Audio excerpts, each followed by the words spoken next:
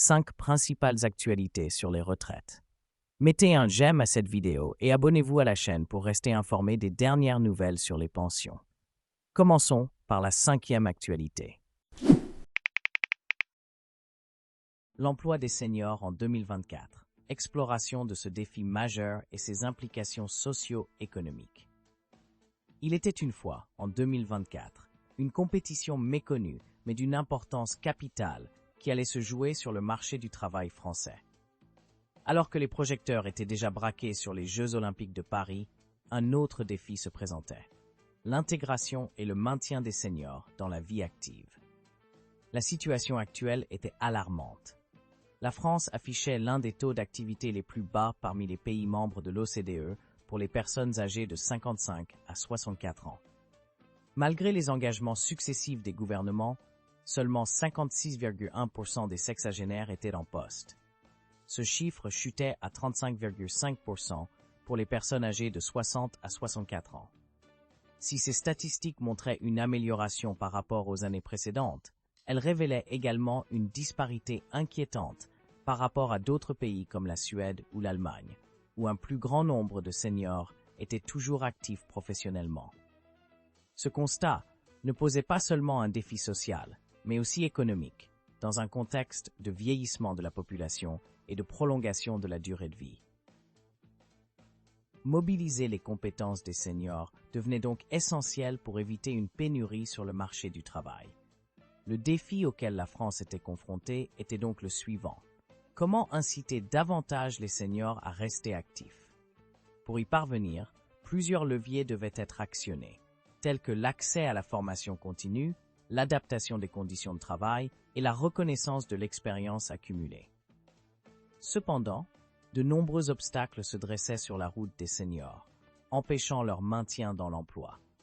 Préjugés liés à l'âge, difficultés rencontrées dans leur parcours professionnel, chômage prolongé ou encore état invalidant, autant de facteurs qui les plongeaient dans une zone grise précaire avant même l'âge légal de la retraite. Le gouvernement actuel souhaitait changer la donne en proposant de reporter l'âge légal du départ à la retraite à 65 ans, dans le cadre d'un nouveau pacte social. Des discussions étaient en cours entre les partenaires sociaux autour de mesures visant à favoriser l'emploi des seniors, à lutter contre l'usure professionnelle et à promouvoir les reconversions professionnelles. L'objectif ambitieux était d'atteindre le plein emploi chez les seniors, en faisant passer le taux d'activité des 55-64 ans au-dessus des 56% enregistrés fin 2021. Cette vision nécessitait une prise de conscience collective et un engagement fort, tant politique qu'économique. Si ces initiatives portaient leurs fruits, la France pourrait non seulement offrir un spectacle sportif magnifique lors des Jeux olympiques, mais aussi prouver sa capacité à innover socialement et à transformer sa gestion des travailleurs vieillissants. Ainsi se dessinait l'histoire du combat pour l'intégration et le maintien des seniors dans la vie active en France. Une bataille qui, si elle était remportée, apporterait de nombreux bénéfices à la société et à l'économie du pays. Modifications économiques majeures au 1er janvier 2024. SMIC, retraite, tarifs postaux et autres augmentations. Il était une fois, au début de l'année 2024, une série de changements qui s'annonçaient avec l'arrivée du mois de janvier. Ces transformations allaient impacter nos finances de différentes manières. Dans cette histoire, nous allons suivre ces évolutions en respectant les règles du storytelling en français. Commençons par les augmentations qui allaient peser sur notre porte-monnaie.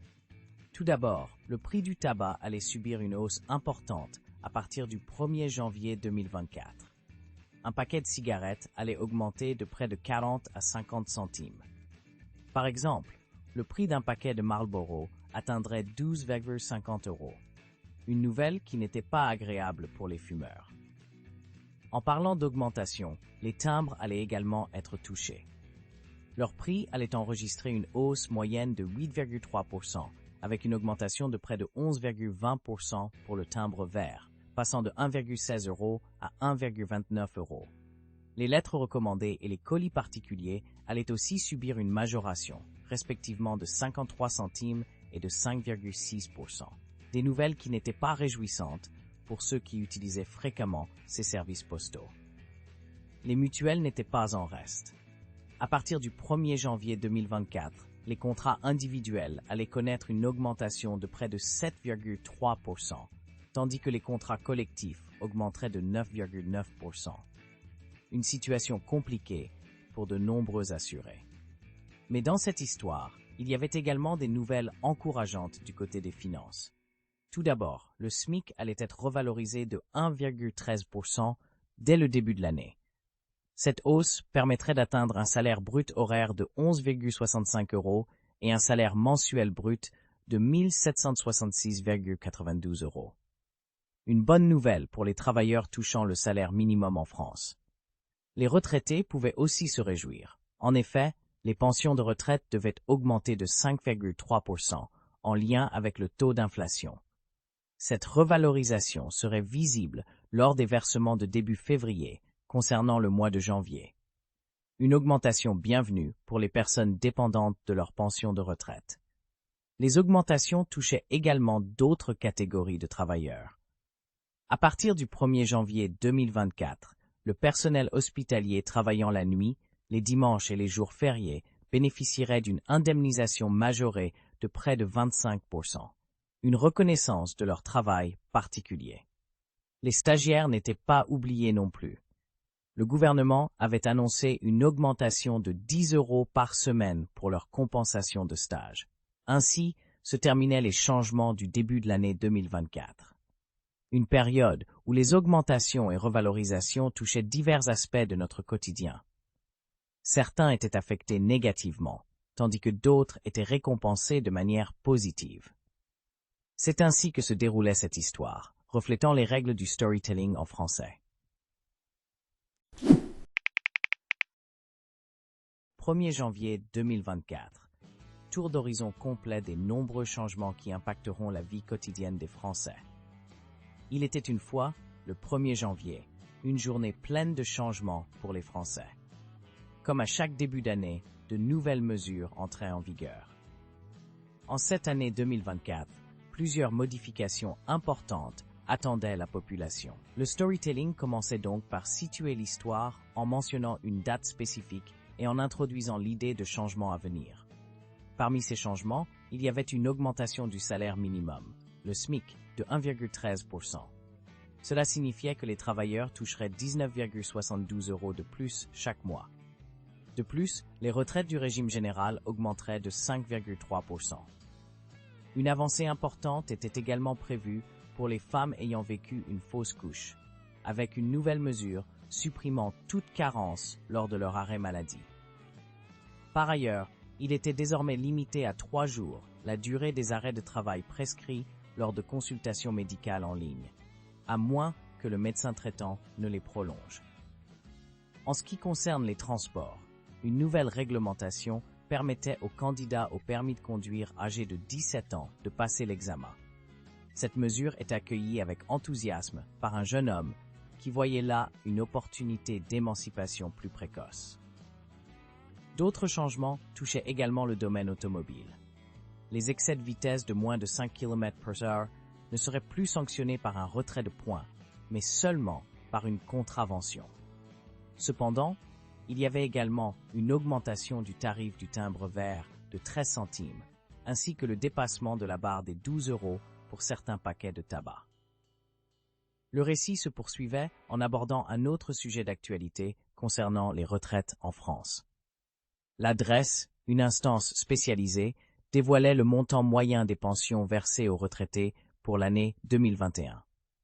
Le rapport de l'adresse soulignait l'importance de ce sujet pour de nombreux Français et mentionnait les débats intenses provoqués par la réforme des retraites.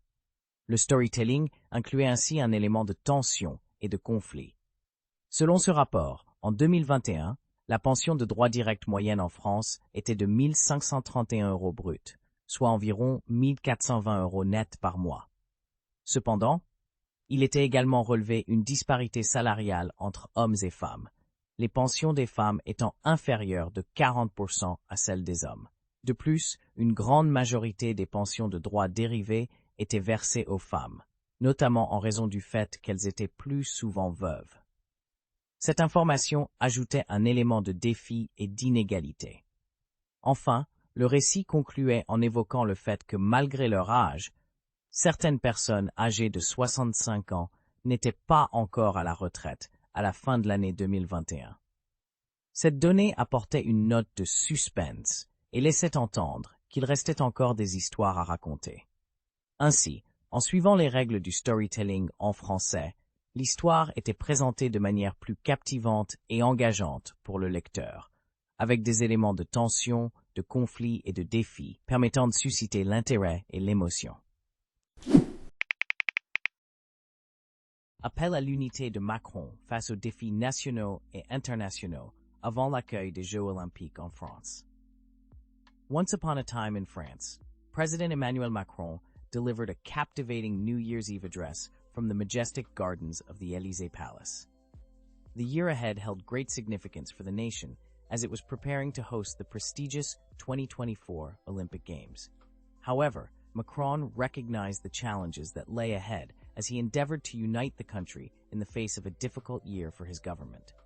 Surrounded by the inspiring flags of the Olympic nations, Macron articulated his vision for a revitalized and fortified France, both economically and civically. Drawing upon the everlasting legacy of Jacques Delors, a prominent figure of the European Union who had passed away a few days prior, Macron underscored the importance of the upcoming European elections in June. It was a time for the French people to make a crucial decision, the choice between embracing a stronger and more sovereign Europe or obstructing its progress. Macron acknowledged the hardships his government had encountered throughout the year. The implementation of unpopular pension reforms and the eruption of summer riots sparked by the tragic deaths of young individuals at the hands of the police had tested the nation's resilience. Moreover, their recent passage of a contentious immigration bill, supported by far-right factions, had even strained unity within their own ranks. Additionally, Macron faced criticism for his remarks in defense of renowned actor Gérard Depardieu, who faced serious allegations of sexual assault.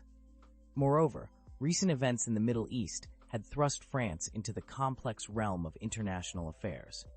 Macron deemed it crucial not to overlook the hostages held captive by Hamas, while also mourning the loss of 41 French citizens during their attack. In an attempt to alleviate the situation, the president had called for a lasting ceasefire in Gaza during a conversation with Israeli Prime Minister Benjamin Netanyahu. Yet, regrettably, his plea had not yet yielded the desired outcome.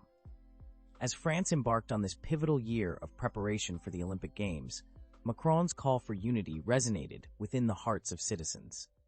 The narrative of their nation's journey, characterized by resilience, determination, and the pursuit of a better future, was about to unfold. The challenges that lay ahead were undeniable, but the French people stood poised to overcome them, united as one. Mobilisation nationale. Analyse en profondeur des manifestations contre la réforme des retraites en France. Une histoire de lutte pour la justice sociale a éclaté dans le Lot en 2023, alors que les Lotois se sont unis pour protester contre la réforme des retraites. Animés par le désir d'améliorer leurs conditions de vie, d'obtenir des salaires décents et de préserver une retraite paisible, des milliers de manifestants ont pris d'assaut les rues sous une même bannière. Cependant, au-delà des revendications purement sociales, ces combats ont également démontré une profonde solidarité envers les plus démunis et les personnes nouvellement arrivées, cherchant refuge et compassion dans ce nouveau territoire d'accueil. La terrible situation en Ukraine a suscité un élan d'indignation et de solidarité parmi le peuple du Lot. Associations et individus se sont mobilisés pour offrir une main secourable aux réfugiés, souvent des femmes et des enfants, laissant derrière eux un père ou un époux en première ligne d'une guerre dévastatrice. Le courage se trouve également chez ceux qui choisissent l'exil. Les aspirations à l'action sociale se sont également conjuguées avec la santé, donnant naissance à des manifestations en faveur de la recherche contre le cancer, comme lors du mouvement d'Octobre Rose. Cette lutte témoigne de nobles causes défendues au nom de la solidarité sociale et du bien-être sanitaire. En suivant les pas de l'association Suite et Pas, on découvre un monde où les personnes âgées s'épanouissent et chantent à nos vies. Une chanson qui cristallise l'importance des liens sociaux dans la construction d'un avenir certain pour nos aînés, où ils trouvent non seulement une place dans la société, mais aussi une reconnaissance artistique. Cependant, les manifestations qui ont tenté de faire dérailler la réforme des retraites ont traversé plusieurs étapes dans le lot en 2023, se déroulant successivement à Biard, Cahors et Figeac. Le 23 mars, ils étaient 11 800 manifestants, mais le 6 avril, on a pu constater un net essoufflement avec seulement 4 200 personnes présentes. La déclaration de Jacques Ambert, un manutentionnaire employé par une agence d'intérim, résume parfaitement l'état d'esprit qui animait l'ensemble du mouvement soutenu par les syndicats et les manifestants. Ma spécialité est de toujours trouver du travail. J'ai déménagé des entreprises, des particuliers et des associations. Je ne peux pas dire que c'est un travail plaisant, c'est même plutôt pénible, et cela me ruine le dos. Tous mes soins de santé ne sont pas remboursés. Est-ce que cette pénibilité et cette limitation dans l'accès aux soins sont pris en compte dans la réforme des retraites? Non, c'est inadmissible. Ainsi, cette histoire de lutte pour la justice sociale dans le lot en 2023 suit les règles du storytelling en français, en captivant l'attention du lecteur à travers des personnages engagés, des enjeux sociaux et une progression narrative cohérente.